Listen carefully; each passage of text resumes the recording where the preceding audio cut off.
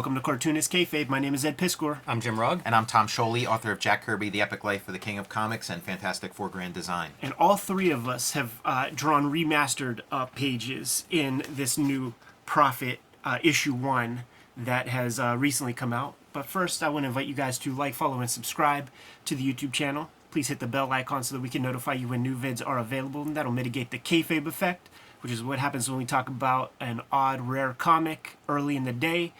By mid-afternoon, those comics disappear off the internet, so you want to have first dibs. The best way to do that, subscribe to the channel and check the vids out early. And if you watch these videos to the very end, you're going to help the channel out a lot by goosing the YouTube algorithm.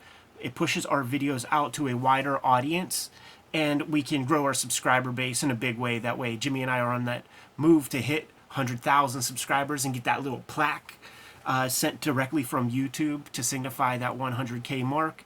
And then obviously the next landmark we need to hit is about 10 million. It's a physical plaque that they send? Yeah, you see it in the back. You see it in the back, but like behind a lot of YouTubers and stuff. The Comic Tropes dude, like you see his plaque behind him. So without further ado, you know, this was the attire that each of us wore while drawing our pages, man. Our Extreme Studios Letterman jackets, our Extreme Studios hat, and our dog tag. So, you know, I was rocking a dog tag before this, but I'm like, you know, Stolen Valor. But now we can comfortably say that we are in the Extreme Pantheon by doing our remastered pages. These are the various covers for the remaster that were put together. There might even be one or two other ones, man. There's a Joe Quesada cover that's out there. Yeah. How about that shit right there, dude? It's a little Stephen Platt, black and white. Man.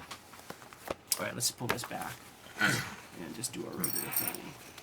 Yeah, that was a great hire, getting Joe Quesada's first post-Marvel art.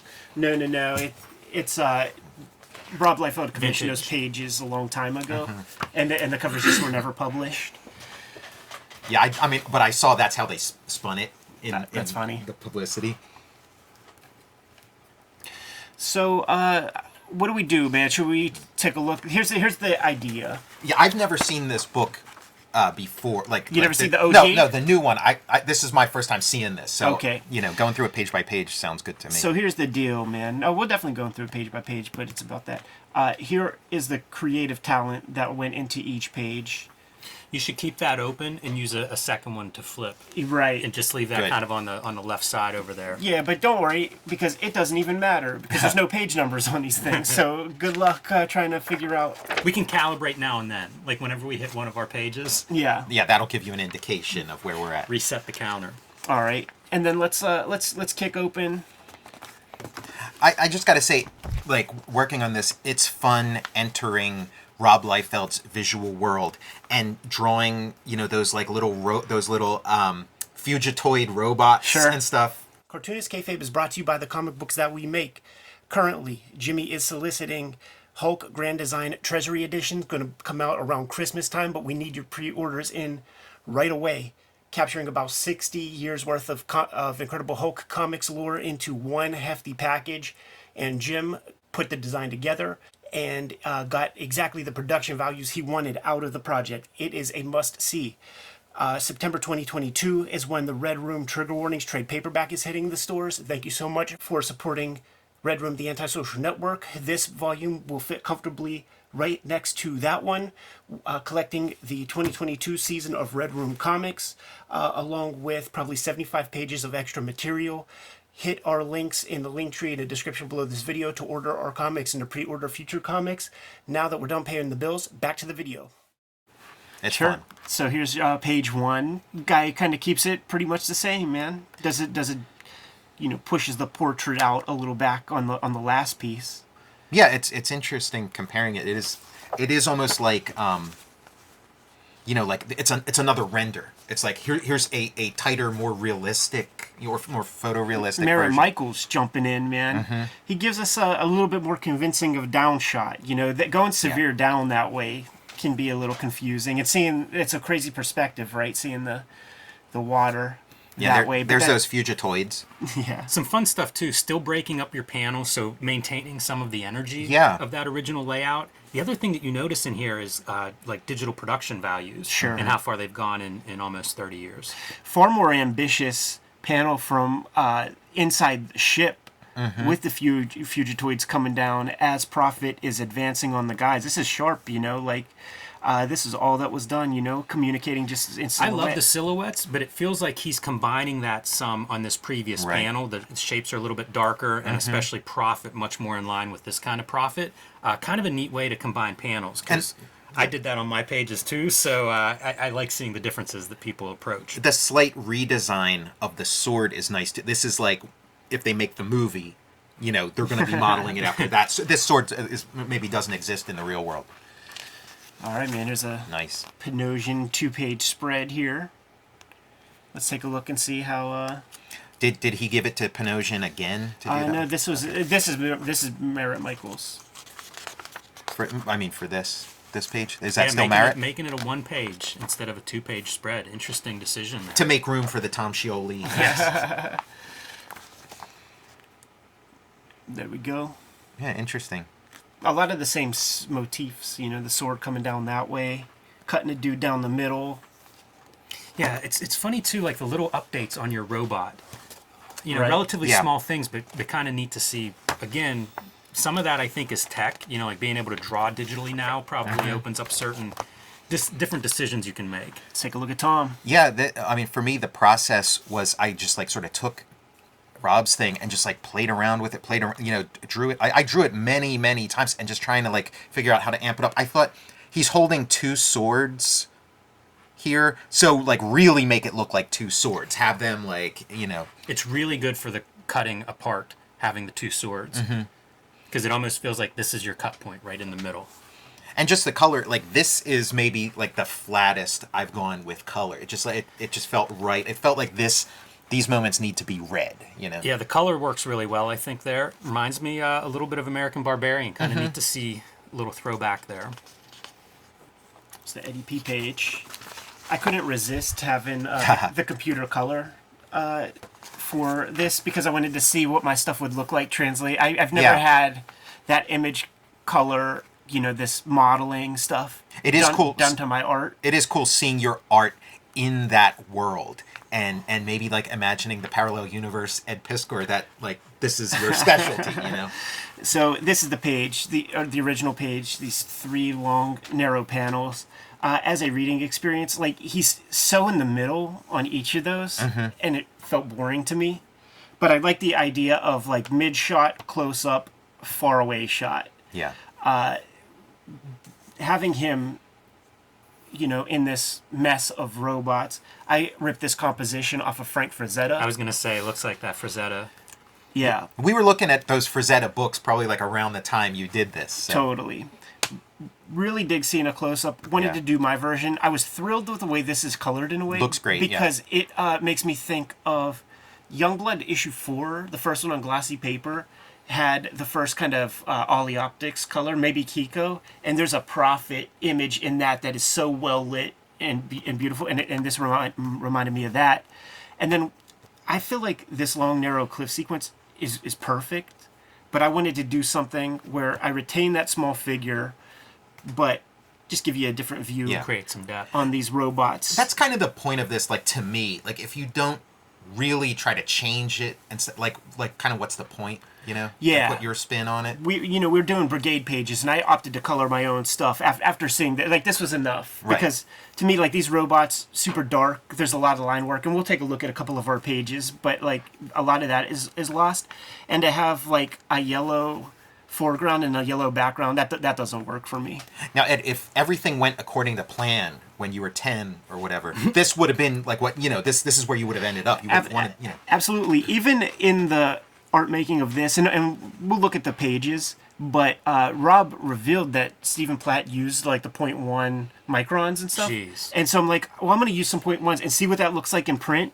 And if you look close, man, I feel like there's some Stephen Platt like lines in there that, you know, if I did 200 pages of this, I could really I think the motion lines really work well in both of these panels, and that feels like a nice element to bring from the original and to update with your own drawing and approach on them. But they do make that page work well, I think. Doing this different stuff with different artists on every page, I'm noticing that everybody's abiding by the the Prophet sword, but like mine is the only one that's not.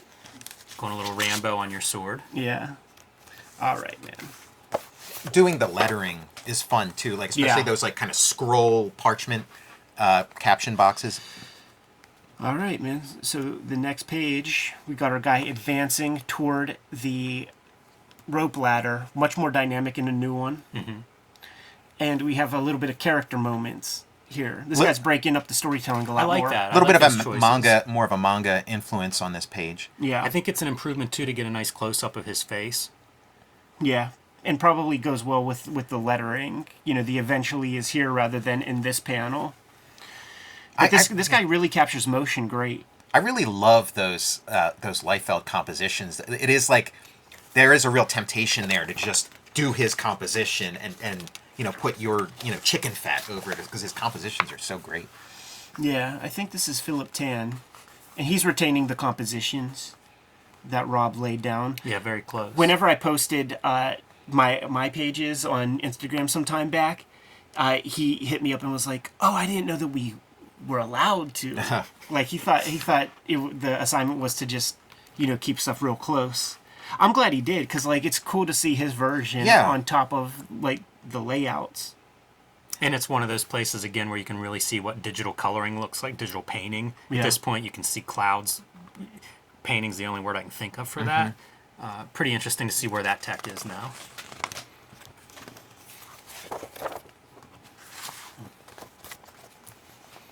And here comes the controversy. The controversy. This is the page that I redraw, Yes. and that is not my page. Right. So, good Lord, no is my reaction as well. But we'll see. We'll get to it. Should we just go to it? Should we check If it you out? want to, Well, at home, it's in the back of this one. Oh, right. at home you can cut out your Jim Rugg page and move Oh, it, that's what I'm insert, gonna do a tap in. Yeah. You don't have to tell me that twice. So all the words are the same, right? Yeah, it's the same. It's the same thing. I'm changing my layout a little bit You to don't get got this caption. to the good Lord no. Yeah, well, I combine it. I enter I not see. knowing the countenance of the latest lieutenant I face. But the reaction's the same. Once he gets on board that ship, it's like, good Lord, no. As much plat as I could put into my ballpoint pen drawings. And, yeah, I may have pushed the you don't have to stick to the page layout too far. The notebook stuff, too, is probably made Uncle Rob nervous, man. Could be, but the notebook for me is so, like, that's the time period. Like, I'm in high school copying these pages and panels and figures and everything, so whenever I was trying to figure out what to do, like you mentioned, drawing this several times, that's what I ended up doing with this, with the Brigade page, trying to just work it out. You want to make it your own in some ways, be true to the characters. There's just a lot going on there.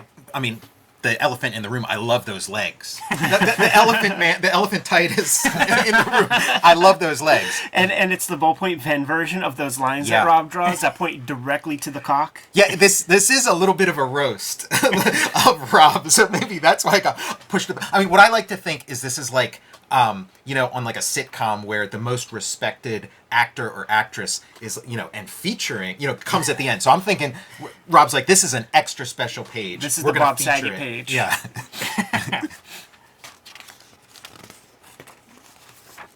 All right, man. Nice. I'm glad they Double did spreads. one of these sideways ones. Yeah, it is really interesting to see this stuff redrawn. Have you guys done an episode of Prophet One, like just the regular No. comic? Because it definitely deserves a reappraisal. Like this, there's amazing stuff going on. It's not conventional comics values, but it is like, Look at this wild hair. Yeah, who's credited for that? Is That's where stuff is starting to get dicey. Because there's Ed Piskor, then there's this guy. Philip Tan, I guess Victor Bragadanovich. Yeah, see, he just calls it page 9. So now the Oh, man, pagination's yeah. all fucked up. But pretty cool. that face? Her face feels a little bit Eric Larson-y to me. Yeah.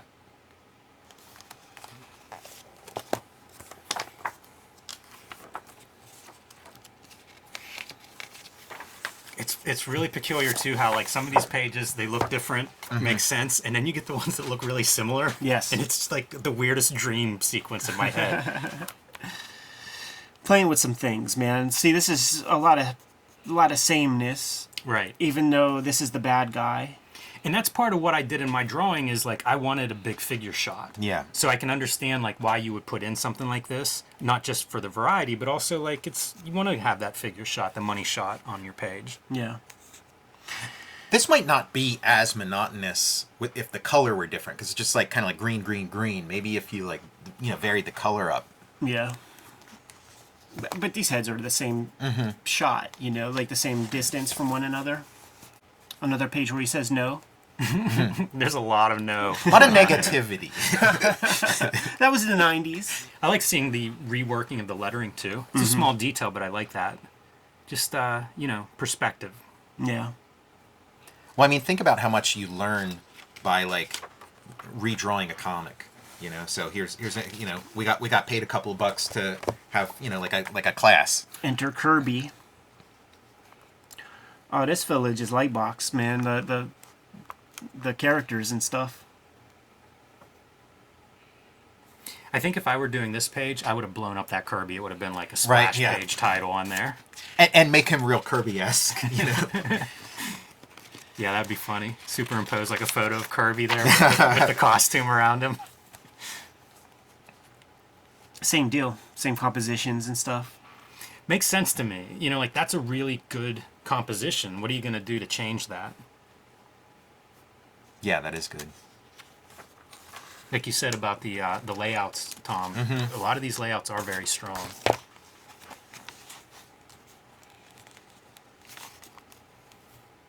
And it's at the point That's very severe. Yeah. At the point where we are in our career, we don't get too much time to really like study like another artist super closely and copy the way we did in the beginning. Yeah. So it's kind of fun to do that stuff now. Yeah, that man, like I don't know about that. Are we missing a page or something? Like what? This looks off. Yeah. Is it the same words and things? He told me... Yeah, I don't know. Then one day... Yeah, I don't know. Maybe That might have been necessary to make... Yeah, to do that. Okay, here it is. It's like you comboed 3 pages into 2. This page is this page. I was going to say maybe he did accidentally assign the same page twice. Had to make up the difference. Something there. Man, it's hard to get away from that. That Yeah. seems like really strong, and this is a little bit... I mean, this is way more interesting to me than this choice. What? One Man War on Terror? Yeah. Flying the ship? Nice. Like you're essentially taking 2 very different sizes, and you're making them the same. Yeah. The reverse of what we looked at a couple pages earlier. Yeah. I like his face, though. I like that expression. It looks like Rob, man. Who did that one? Yeah, could be. I think Right before Dampen Ocean. Yeah, Rob inked it. Okay. Good eye. All right, so we have just a single page splash here.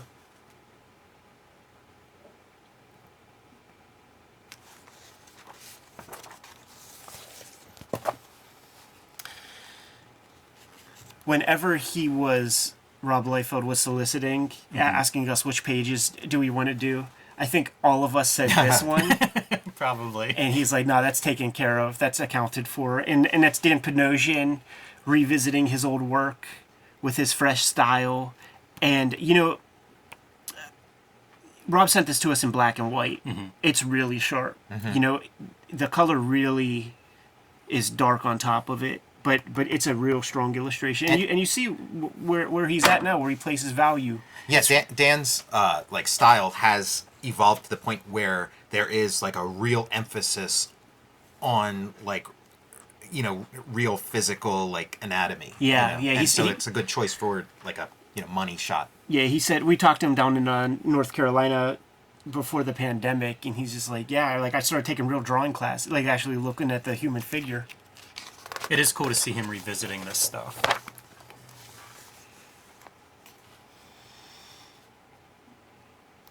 This is a good one to get you your money shot. Yes. Even this, like I think this is an improvement where you've got like a foreground background of your two character talking heads. Right. It's Gene Simmons. Yeah, totally. Here's our updated computer technology. I think that's a great choice. Like going full on, I think that's a huge improvement. It's a much more dramatic page. Yeah, get that as small as possible. Right. It ain't that important. Yeah, not at all. I like the color choice too. I wonder if that person colored it themselves.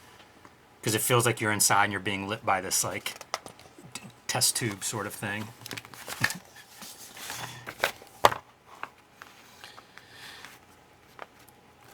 This is all what Ale Garza's Instagram looks like. It's just this type of shit. Is that him? Is that who's drawing it? Yeah. That's funny. Pretty close. Yeah. Real sensitive hands.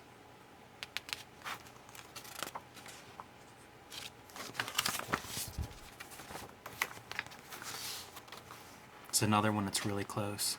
Is that a Rob page? Yeah, and Paul Scott. Paul Scott's listed second, so I think he might be the anchor. Colorist, maybe? I don't know if the majority of this is colored by the same person or not. There's colors by one person, for the most part. And you don't see anything else associated with the various pages. And then we end with Fragaboom. It's so funny. Sometimes you're turning these pages and I'm like, wait, is that the original? I do, Right. yeah. Which get one's the new confused one? on Fragaboom and Rob Liefeld together.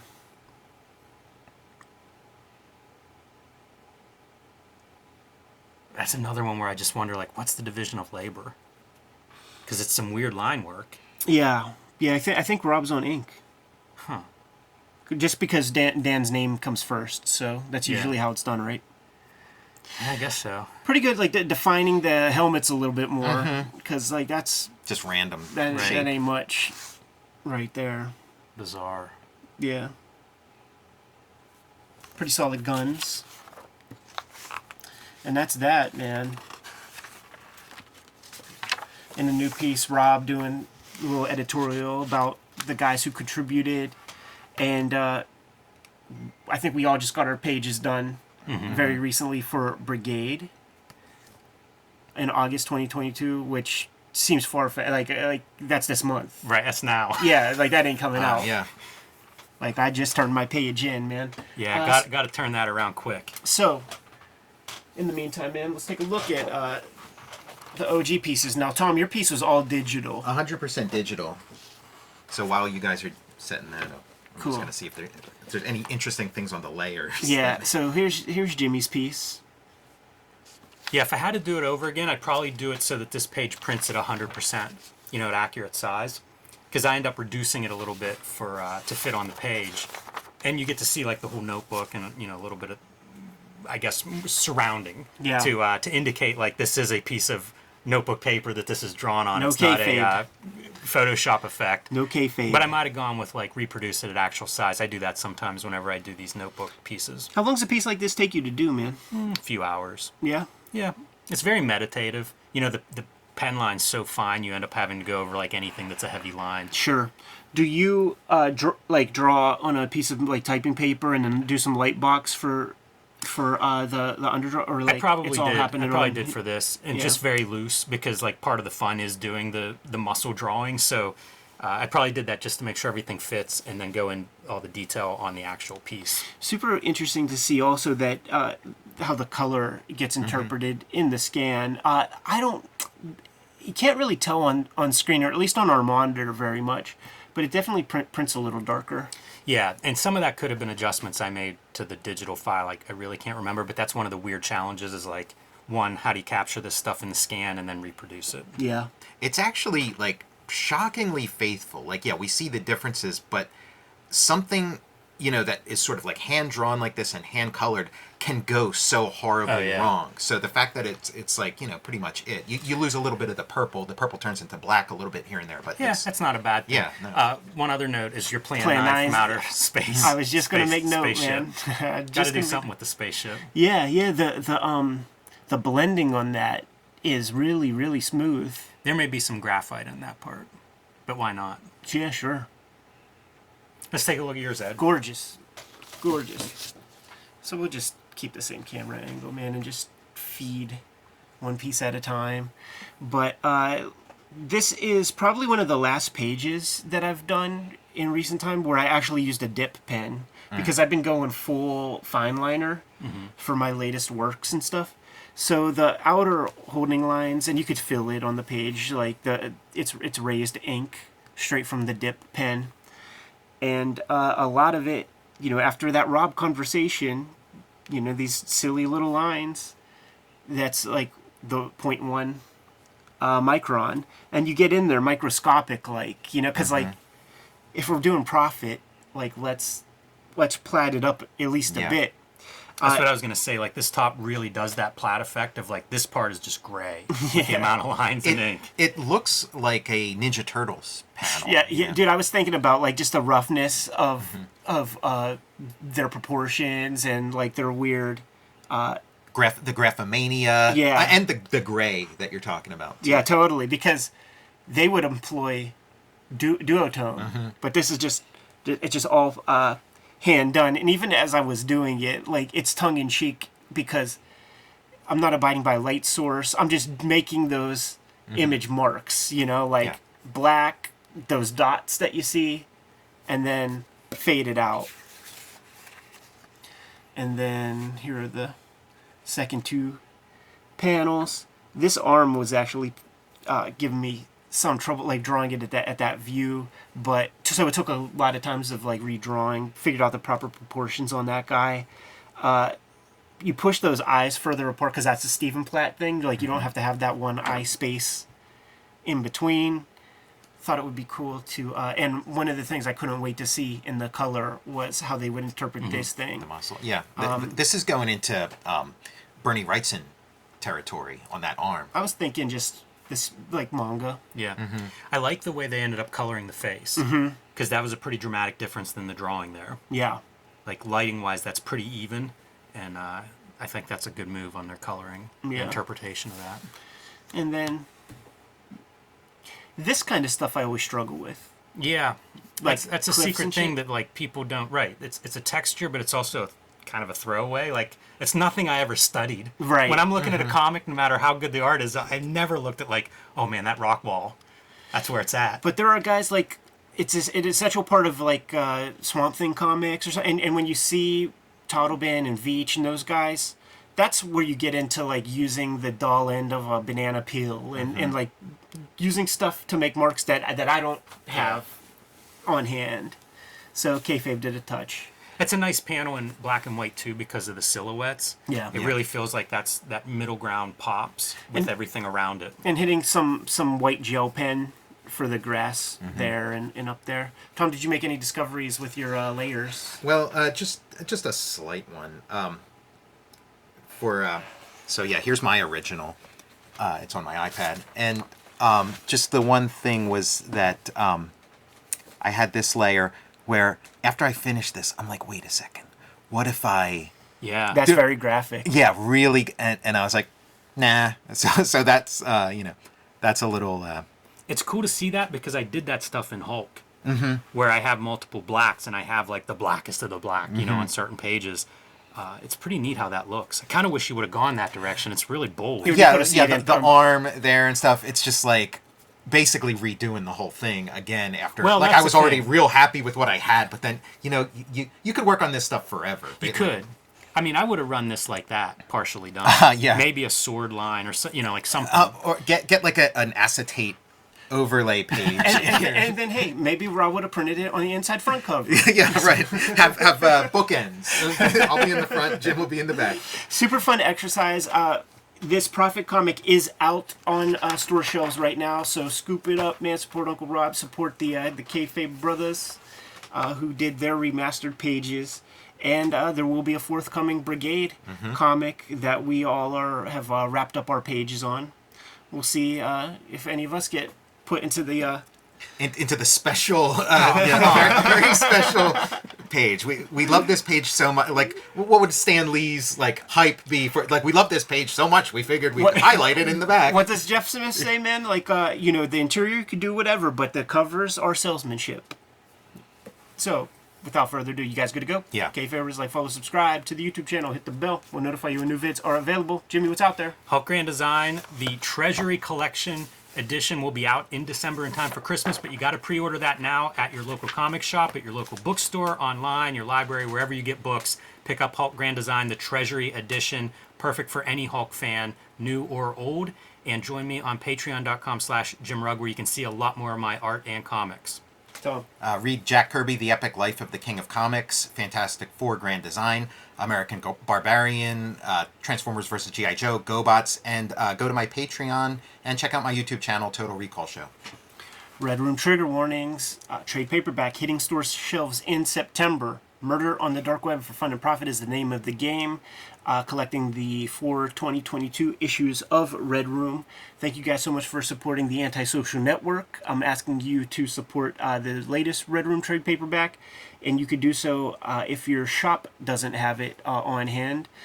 Hit up my link tree in the description below this video. You can order and pre-order current and future Red Room comics there.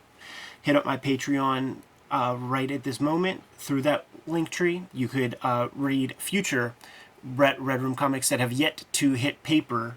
I'm serializing that stuff right now. $3 will get you the archive, and there's nearly 300 pages of comics up there as we speak. Jimmy, what else do we have? Subscribe to the Cartoonist Kayfabe newsletter at the links below this video. You can also find Cartoonist Kayfabe t-shirts, merchandise, and fanny packs at the links below this video. It's another great way to support the Cartoonist Kayfabe channel. Jimmy, give him those marching orders. We'll be on our way. Make more comics.